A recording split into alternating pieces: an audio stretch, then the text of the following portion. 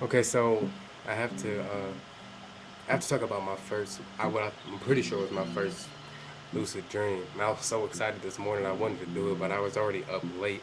I already got up late because of the fact that, well, aside from trying to get 8 hours of sleep, for health reasons, I kind of want to do it now for dreaming purposes as well.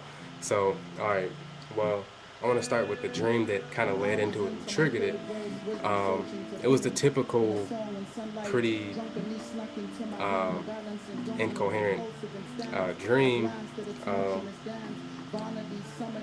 it had something to do with football and like football practice. I was with my father, who was like the star football player in high school. We were talking about some old jersey that he was giving me or something.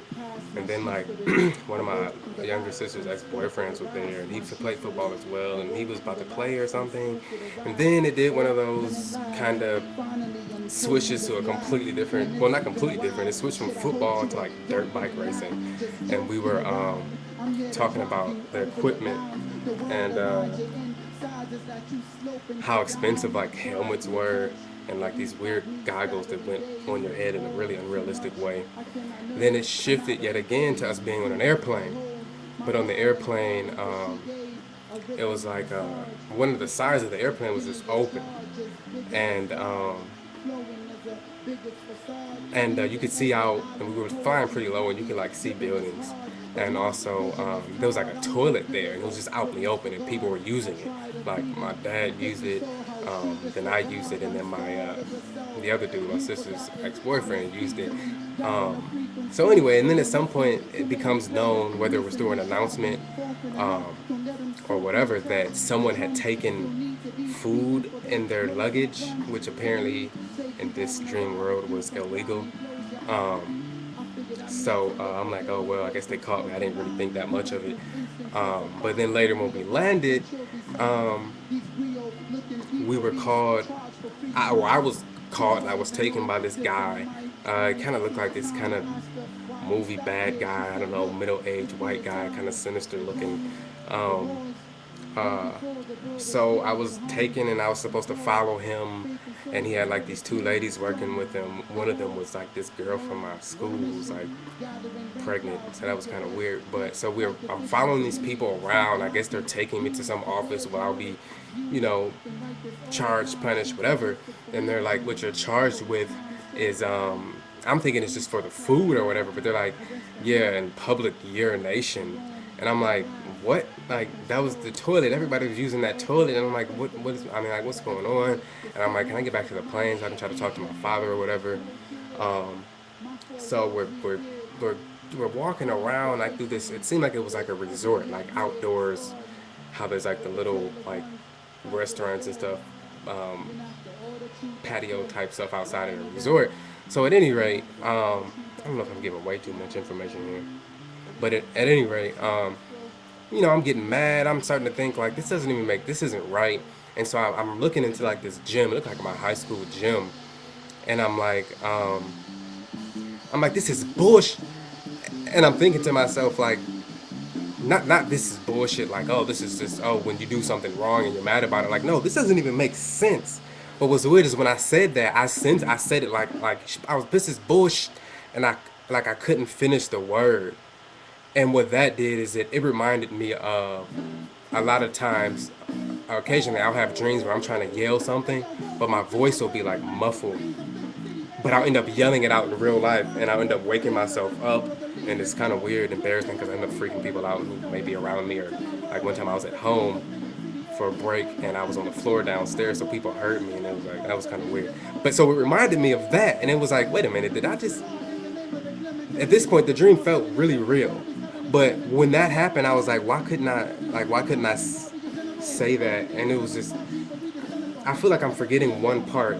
Like there was a two-step process that led to the me being conscious of it being a dream.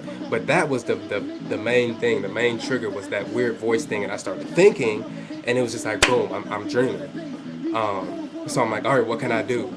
I want to fly or something.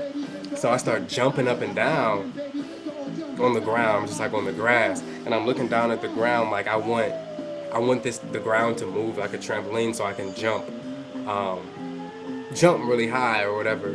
But the ground just pretty much stayed normal. Just it maybe shook a little, but it didn't, like, I couldn't change its form or anything like that.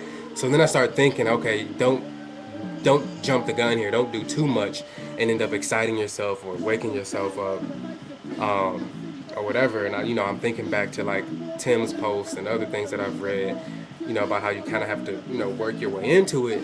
So I'm walking along and I'm thinking about one of the Lucidopedia videos where he's saying, once you're in this lucid dream, you have to try to let it solidify, and touch things. So I start touching. There's like this playground post, and I touch like the pole on this playground, and I keep walking, and I'm really excited. I'm really excited at this point. Things, I don't know if things become more vivid or it's just that being more conscious, I'm more aware of what's around me. But it seemed like things were brighter. I'm in like this. I'm outside. The grass is pretty bright. The sky is blue. Some clouds, and so I'm excited, like I said, and I look up at the sky, and I'm like, I love you. And I mean, I say it more enthusiastically than that. I'm like, I love you. I'm really excited, and the sky's like, I love you too. And then I look down at the grass, and I'm like, I love you. And then the grass is like, I love you too, but it's like a bunch of voices, I guess, because they're blades of grass. And then I'm like, I fucking love you. I don't know if I said that to the grass or the sky, but anyway,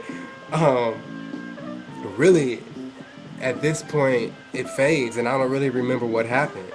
I think I may have had a false wake up. I'm not sure if I actually woke up at that point.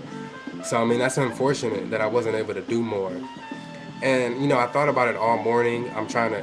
Part of that was to try to make sure I could remember it, especially since I didn't get to do the video this morning. I was trying to, run the dream back through my head, recite it in my head so I could remember it. And one of the things I was thinking was that, why is it that I didn't find it weird that the sky or the grass was talking? Why am I even doing this? So it just made me question exactly how conscious was I for me to do something like talking to the sky and talking to the grass.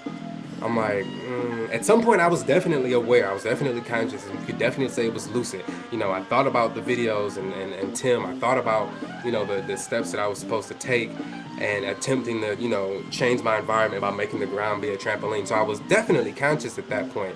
But when I start talking to the sky and the grass, it makes me question just how conscious I was, just how lucid I was at that point. I don't know if it began to drift out of lucidity and back into a normal dream, or what. But I mean, that was definitely interesting, and it was definitely a lot closer to lucid than anything else I've had, than the other experience I talked about.